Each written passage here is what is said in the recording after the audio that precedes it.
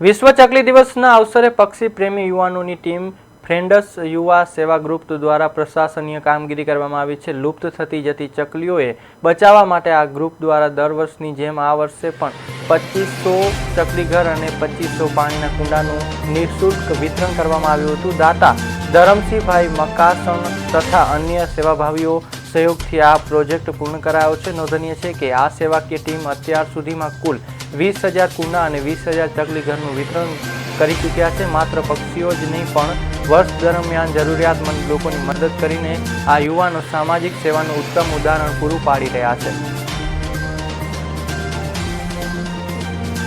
March એટલે વિશ્વ ચકલી દિવસ। વિશ્વ ચકલી દિવસના દિવસે આપણે ફ્રેન્ડ સેવા ગ્રુપ હળવદ દ્વારા છેલ્લા 8 વર્ષથી નિઃશુલ્ક ચકલીના માળા અને પાણીના કુંડાનું વિતરણ આપણે કરવામાં આવે છે।